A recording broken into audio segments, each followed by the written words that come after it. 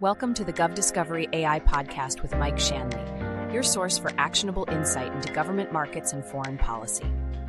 GovDiscovery AI leverages a decade of experience winning federal funding to deliver intel to sales, proposal, and capture teams working in defense and civilian markets. Now here's your host, Mike Shanley. Hello and welcome to the GovDiscovery AI podcast. Today's guest is Todd Marks, founder and CEO of Mindgrub, to talk about AI, future of GovCon and defense sales. And we'll get into what will that new BD and capture model look like for GovCon partners going forward. Todd, great to have you on the show today. Mike, thanks for having me. Well, let's get right into it. How is AI changing the GovCon business development model? Well, AI is changing the world, of course, but for biz dev in government contracting, there's going to be so many different changes. I mean, from outside of the funnel activities, which now is largely done with marketing and a lot of, human connections, to the relationship, which is integral to getting on that RFI list, getting on that RFP list, right? All the way to actually putting the proposal together itself. There's just going to be changes across the board. Well, let's start with the proposal piece of it. AI proposal generation. It seems like a lot of organizations are either trying to develop their own in-house tool and or experimenting with external tools. What's your forecast on the role of AI proposal writers in the GovCon market? Yeah, absolutely. I mean, generative content is the number one place that AI is starting to knock out of the park. So writing the proposal itself will largely be AI. And when I sit around with my kind of, futuristic friends and we talk about even government contracting, we talk about the fact that now AI is writing the proposals and the government has AI to evaluate the proposals. And when AI writes it, knowing other AI will evaluate it, all proposals are going to end up being perfect. It'll be, as a company, the matter of how many you can get out the door, and then going upstream, it won't be about the proposal anymore. Right? You'll still need to have the qualifications and the past performance, but we'll be able to do faster teaming, get those quals, and ultimately all proposals will look good. The company that can do it for lower cost will end up probably winning out, as they generally do now in government contracting, right? So the proposals will all be very similar. It'll come down to cost, and then it'll come down to things upstream, that key relationship, with the buyer organization. And a lot of that stays unchanged. As AI automates a lot of the work that humans do, whether it's proposal writing, whether it's outside of the funnel, that's marketing outreach, newsletters, paid media, paid search, right? Communications around conferences, like AI is going to automate a lot of that outside of the funnel stuff. Then it's going to come down to that nurture, that inside of the funnel, business development, human to human relationships that will ultimately matter and always matter. But the close on the RFP and the open on the marketing and the brand awareness and lead development, those will be largely automated. So as the proposal becomes more of a commodity and not a differentiator in the decision-making process, of course, there's still past performance that will be incorporated into that. But you talk about the human relationships. What is the human role in that new BD model then? Yeah, as it is now, it is relationship building, right? Like ultimately, even when things go to RFP, which is supposed to be completely fair and unbiased, right? As far as picking your vendors, we know a lot of times we're like, oh, that one's written for a certain vendor. Oop, this one, you can tell they're moving away from the incumbent, right? Because the relationship went sour, or there's already a solid relationship. And so that proposal, a lot of times, is already geared towards somebody or geared away from somebody. Rarely do you find one that they have no incumbent and they have nobody in mind to do the work, and they're just putting it out there, in the internets to see who will apply, right? So it comes down to that relationship even today. But as the proposal itself, as you mentioned, is no longer the differentiator, that relationship becomes way more valuable, and it's both the quality of the relationship and the quantity of relationships you can have as a business development professional. Right? So you need the outside of the funnel to bring you that many more relationships to be had, i.e. leads, right? You got to be able to nurture those relationships as effectively as possible, which will include using AI. I mean, we're looking at, if you look at programmers, right? Coders, we're talking about pair programming. Used to be two humans side by side. Now it's cobotics. Pair programming is a human with AI. Well, we already know the outside of the funnel is going to be completely commoditized with AI tools to do marketing and lead generation. We know the bottom of the funnel, the RFP, is completely commoditized. Then that middle part of the funnel, the relationship, is going to be pair programming. So your BD folks, yes, they need to have a good quantity and quality of relationships, but they'll be paired with AI to make that even better. I mean, I don't remember all my buyers, kids' birthdays, let alone their great aunt from Saskatchewan who's, visiting next Tuesday, but AI will remember that stuff and, nail the great aunt from Saskatchewan with her own private bouquet, compliments of, Mindgrub trying to do business with her, nephew, right? AI can do that stuff. And that's what I want to get into more of. Under $25, of course. Well, for government contracting, of course. Yes. Yes. I don't know if it's different with Canadian citizens if she is in Saskatchewan then, but we can get into that on another episode. So, that's the piece of the process that we're focused on with, you talk about the AI tools, is the human in loop AI for that capture phase, that middle phase, to getting the intelligence to inform those human to human conversations. How do we build those going forward? All mine were built from working in person in an office in Washington, D.C. at a large national security government contractor, learning the ropes, building the relationships there. Is it enough to go to a conference once a quarter, to get the team together twice a year? How do junior staff build those relationships? I feel like that's the critical piece of that. What does that look like, the human relationship building process in a couple of years? Right. So there's two kind of major components to getting an opportunity, right? There's not just building the relationship, and then there's the need, the buyer intent. And so buyer intent, as you build a relationship, human to human, they might say, man, we need a mobile app right now. And then, it's like game on. That's what Mindgrub does. We make enterprise mobile apps, even for the government. Thank you for telling me you need a mobile app. That said, the intent, there's a lot of, signatures out there in the world for intent. Right. And so like in my world, I happen to work with startups and build their software. And a lot of startups are undercapitalized, but when they get around to funding, we know that then they can buy more software. And so we take in our CRM, we have a tool called Zoom Info, and we manage to look for buyer intents. We identify all our buyers, we put some triggers in there, and it'll let us know if, for instance, something shows up on Crunchbase, which means that one of our target companies got funding, then it'll trigger a notice to me, but we can also trigger a sequence of communications. Could be an email that just automatically comes out from me, looks like Todd Marks, to say, hey, company X, we've been talking for a long time. I just saw you got your round of funding. Are you ready to move forward on that project? I've got the relationship human to human, but the communication, the messaging could be triggered by that event. So in government, for instance, right, when you hear like BRAC, right, so, which was realignment of Army bases. And so, maybe there was a number of buyers that were coming from Colorado and getting moved to, Fort Meade here in Maryland. And those buyers weren't otherwise on my radar, but now all of a sudden I get an event around BRAC that they're moving to Fort Meade, but I do happen to be part of Fort Meade Alliance and I do some communications around that. So now all of a sudden those people who might very well be moving to Fort Meade, now they're going to go to that list in my CRM. AI is going to pick up on the move because it's going to be monitoring like a Zoom Info or a Crunchbase, or in this case, government news media that talks about base realignment. And that event, then it knows to go in my CRM, figure out of all our buyers who was at base A moving to base B. Now it might automatically set up communications. It might invite them to my events. I do like an outdoor speaker series. We have an upcoming one on AI and government.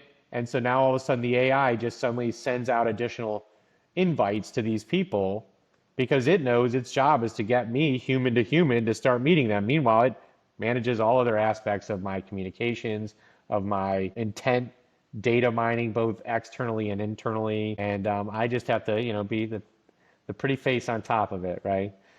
Well, and that's very interesting, Todd. We talked about that in the prep, is that government intent. And that's, like I said, really what we're fascinated with and focused on is what are those market signals to anticipate that base move, to tracking the combatant command updates, tracking other government policy and market signal and data points from the customer.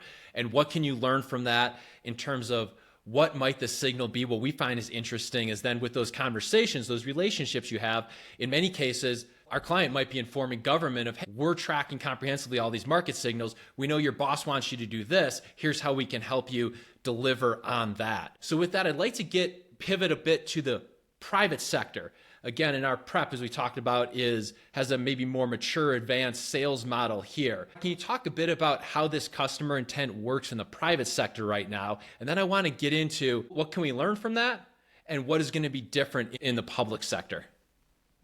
Absolutely. So in the private sector, it's very competitive, and government sector is competitive too, but private sector is so competitive. And then we don't have the restrictions, right? We don't have, the dollar amount restrictions, the RFP requirements. And so, it's a little bit more of a kind of, perfect ecosystem to, let capitalism work effectively. And so, in the private sector, we use tons of tools to try to find intent data, both internally and externally. So, internally, we're looking, our website is kind of the catch-all place, but whether it's newsletters, whether it's email, SMS, conferences, pre and post communications, right? We're trying to drive people to our site. And now we're trying to drive people actually to LLMs. We can talk about that a little bit more with not just SEO, but now GEO to do generative LLM engine optimization. And so we're essentially trying to automate as much as we can to, on communications, to drive people to the website so that then on the website, based on the journey they're going, we're looking at what are they clicking on, what blogs are they reviewing, what downloads are they requesting, what contact forms are they hitting, right? And all that is intent data to then, put them in a nurture sequence and then ultimately, find the opportunities with qualified buyers. To the point that we're not just doing this within CRMs and like humans massaging it. There are new tools like a clay.com that now will store your contacts. They have multiple integrations with lots of data sources that'll give you external intent data. You can set up triggers and you can pre-establish all your sequences, your nurturing communication outbound sequences. And then as the certain intent comes up, it puts that person in a certain smart list, which then gets a certain communication sequence. And the private sector, we've been doing this in a number of industries for years, all the way to the point where we're buying credit card data and looking at purchasing habits. We're working with, well, I'm not admitting to anything here. This is conspiracy theory stuff. But you notice when you're like, hey Alexa, play Billy Joel, and then you go to your website and sure enough, now you're seeing advertisements for the concert coming up for Billy Joel, right? Like, yeah, it's no mystery. The private sector is taking data wherever they can get it, whether it's your Siri data, your music playlists, what you're buying on Amazon. Like, they're taking all of that data, running it through, AI now, big data, to analyze, to figure out what your purchasing behaviors may be. And then they're getting that advertising, certainly on the consumer side in front of you. But B2B is now doing this as well. To figure out, how in the sequence are you showing enough buying behaviors that now it's worth getting some face-to-face time. Because ultimately, B2B sales, that's the difference. Consumer can happen entirely digitally. I want to buy a pair of shoes, I put them in a cart, I buy them. Humans generally don't interact with me. In B2B, that if it's, not some very inexpensive price point, certainly when you start getting tens of thousands of dollars, there needs to still be that level of human to human. So now it's a matter of, how do you have a huge funnel that gets, based off intent data, not just a funnel of prospects, but based off intent data, matched with the quality of those prospects to really then give to the humans a very highly qualified, curated list of leads for them to then spend their human time on, not the other way around, right? Where the humans generally they talk to as many people as they can and it's super broad, and you just can't maintain that many relationships. I mean, there's something like you can only really maintain like 80 relationships or something, right? So, it's what 80 you want to maintain at that given point in time, to close the most number of deals. But knowing which relationships based on intent data, based on, communications to create inbound leads, like that's all getting automated. And particularly in government next, right? Private sector has been doing it for a while. So how does that apply to selling to the Department of Defense? Well, I mean, so if we look at a case study, right, Department of Defense, like, Iran and Israel, we know, have been going at it, and there's been years of worrying about Iran and them making nuclear weapons.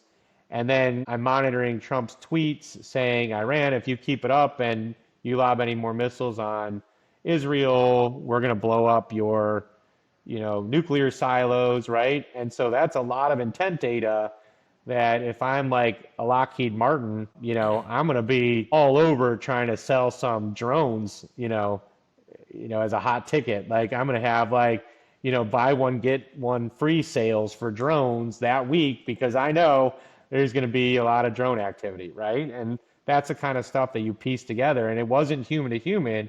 It was a lot of times looking at news, or you look at Congress, right? Like, if you're looking at, like, if you take AI to analyze, like take the big, beautiful act or bill or whatever the heck it's called, take that, analyze it and say, now, where is there going to be buying behaviors, right? Like Alaskan whalers now get, a 50K, I think it's like gear, expense, reduction or credit or something, right? And so like Alaskan whale men are going to buy some new things up to 50K, right? So if I sell whale spears, right, and the law gets passed, I'm going to go sell some whale spears, right, to, Alaskan fishermen, right? It's a metaphor, but you look at the laws, right? In every state, look at the bills, look at the acts, take AI and analyze them and say, as a result of this law being passed, who will now be buying things,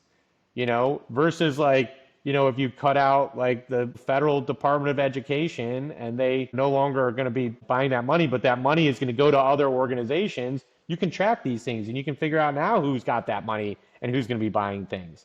So, government, they normally say in the private sector, follow the money, right? In the government sector, I'd say follow the policy. And then, what does that policy tell you? Because it's all right there. It's all right in the policy, the budgets, and then you just got to figure out what changes and where people are going to be buying. AI can do that for you. Then map it to who those buyers are. AI can do that for you.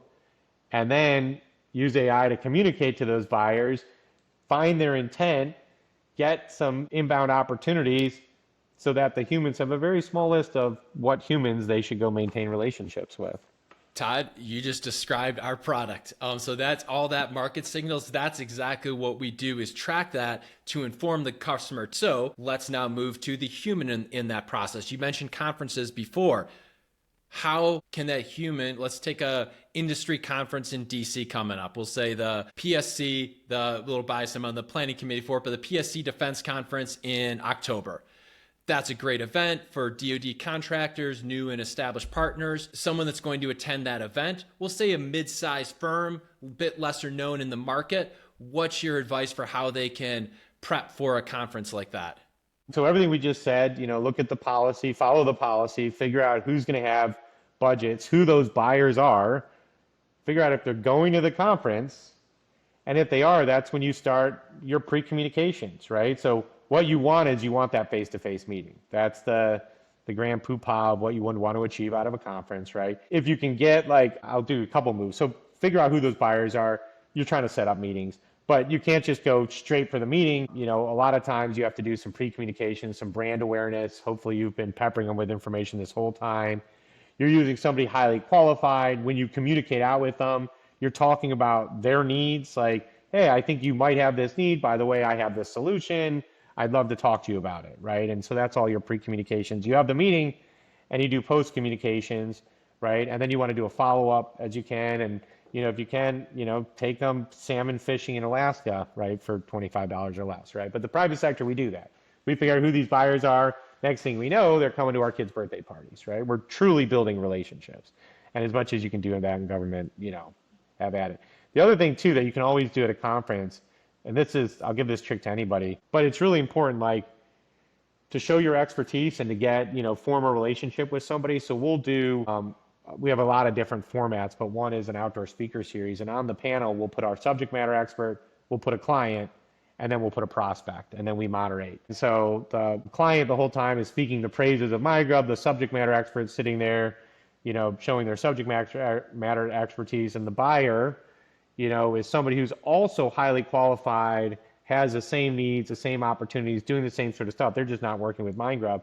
But a lot of times now all of a sudden a relationship's made. When you sit on a panel together, you kind of, you go to battle together, so to speak. I don't want to relate it to any sort of, war, but you're in the trenches on a panel, and it forms a relationship. So, there's other ways at a conference, not just a one-on-one meeting, but if you can, do a shared talk with a buyer, or get on a panel that includes a prospect. There's other ways, that you can. Another thing we do is we'll do high touch events. So we'll actually organize a separate event that, like a tour, like, at RSA conference, security conference. We organized a security tour of the Giant Stadium through a connection who was able to, put us in the executive boardroom and feed us and give us their CISO to give a tour. And that gets people out. And when you're walking together around Giant Stadium, you have a shared experience. So anyway, you want those experiences, whether it's a meeting, a panel, a tour. That's how humans really, make bonds. Yeah, I think those are some great ideas, Todd. And I think it's very clear how that can apply to the public sector. The other piece, in addition to that, really that's a lot of what we do as well, is just focusing on that thought leadership content. And what our mission is, every time we're on a podcast, on another speaking event, I want someone, even that's not a client or that won't be a client, to learn something that makes their work with government more efficient and more effective. What are your thoughts on that piece of it, the actual content, the thought leadership piece of it, in addition to the associations and hearing from clients? I think it's more on top of that. How do you go about creating that, again, for, we'll say, the Department of Defense, for the public sector, that effective thought leadership that really drives growth in sales? Yeah, absolutely. So, I tell people it's 7 touch points to get a closed sale. It's not just that you had a one-on-one, meeting at a conference or you sat on a panel, right? It's touch points. But you're absolutely right. It is subject matter expertise, right? Because they're not just like, hey, I met you, I like you, let's do business, right? It's like, hey, I met you, I like you, you know how to solve my problem, let's do business, right? And so if you know how to solve my problem, you have to convey to that person how to solve the problem. And whether you're the SME on a panel or you're moderating a panel, right, and you come across person to person very intelligently, it's not very scalable. So when it comes to showing that you can solve their problem, thought leadership digitally is key, right? And whether it is, podcasts are hot these days, right? If your buyer is watching your podcast, great, right?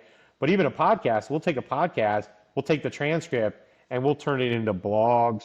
We'll turn it into white papers. We'll turn it into newsletters. We'll turn it into paid media. We'll turn it into search terms for paid search, right? Like all of that content absolutely is, key to get additional touch points, because you are, it's not just a matter of 7 touch points. The key touch point being human to human. It is conveying that thought leadership. And absolutely that's getting commoditized too and automated for people. So it'll be interesting though to figure out how you can distribute content that gets picked up and read as thought leadership. And, that, as I mentioned earlier in the podcast, that's that, generative engine optimization now. There's a huge pivot away from websites toward LLMs, whether it's ChatGPT, Claude, Gemini, Microsoft Copilot. That's where people are looking for looking for stuff right now. And so that thought leadership is really important, but it's got to take different formats, right? It's got to show up in podcasts, because humans are consuming podcasts, and YouTube is number one, right? Like as far as a human consumption of, bits and bytes, like YouTube right now. Not so much in the D2D world, but obviously you have Instagrams and TikToks and social now. There's a lot of consumption of content. Those are pretty viable channels. But then digitally, there's the blog, there's articles, right? Like writing for, Forbes. I write for Forbes and other articles because it gets that thought leadership out there. It's really important that way. And then now that thought leadership, I'm trying to figure out how do I structure it so the LLMs can consume that. And that looks like actually a lot of Q&A that's going to start to show up on my website and others to make sure that our content is highly consumable by bots these days. So a couple questions here.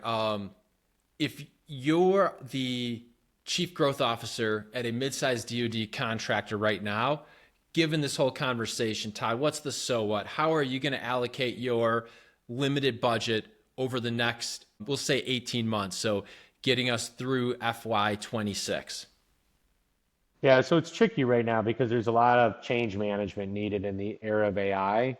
So I'm going to look at which of my existing humans are willing to pair with AI and evolve and, become more efficient and get, more content out the door, bring in more leads because they're now more efficient pairing with AI. Meanwhile, I'm going to start to figure out where I can have AI instead of continuing to hire additional humans for a task. I'm going to figure out either can AI do that whole task, or are there tasks of my existing humans that I can automate with AI to free them up to do higher and better use of their time, right? So I'm looking at always taking the mundane, repetitive, tasks that humans doing all the time and now creating bots to do those things, as well as getting humans to use bots where they have to pair and I can't automate it.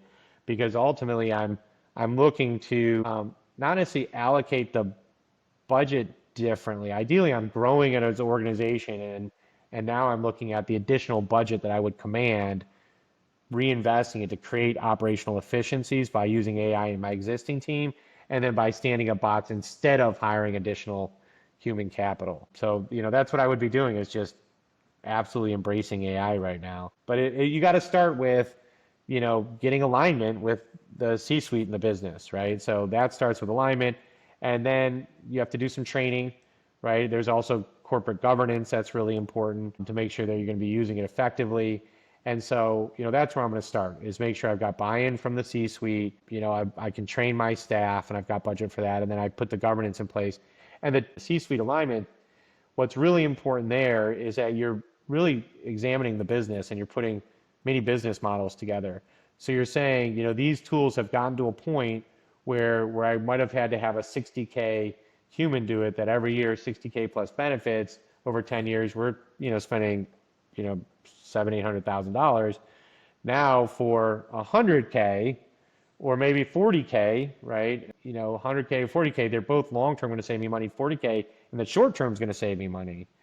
And so instead of hiring the next $60K employee, if I can put an automation in place for $40K, right, economics is going to start to win out. So what you have to do is you have to look at, where do I get positive ROI on AI? Not just because it's cool and I can do it, because some places, I might end up, my energy and my consumption might exceed in energy costs what I was paying humans, which will be the interesting thing. It'll be who's cheaper to feed, the computer or the human? The calorie, humans or the electricity. Yeah, the calorie. Well, a calorie is like electricity too, right? Yep. So that'll actually be the argument. Am I going to spend a calorie or I don't know, what would it be, a joule? Let's see, what it would be, amps. Am I going to spend calories or amps? It'll be an interesting new formula. So, well, Todd, we're just about at the end here. To quick wrap up, could you share what Mindgrub does in the public sector, and then the best way for our audience to get in touch with you and your team? Absolutely, yeah. Mindgrub, we make and market software for clients. We work in a number of industries, federal government, state government. A lot of times in state, it's working with education institutions. I used to be a high school teacher and a college professor back in the day. We make mobile apps, web apps, and now we're making a lot of AI products, agentic AI and bots, and really loving it. I got excited about tech again. You can find us at www.mindgrub.com. Thanks for having me, Mike. All right, Todd. Well, hey, thanks for being on the GovDiscovery AI podcast with me today. And yeah, definitely reach out to Todd on LinkedIn and check out Mindgrub's website. Really appreciate your insight. Thank you. You too, Mike. Thank you for tuning in to the GovDiscovery AI podcast with Mike Shanley.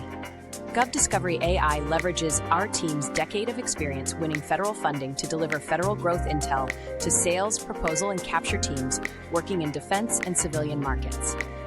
Each market intel report is delivered by federal growth experts leveraging our proprietary deep data discovery process. If you enjoyed today's show, be sure to subscribe wherever you get your podcasts and connect with GovDiscovery AI and Mike Shanley on LinkedIn, or learn more at govdiscoveryai.com.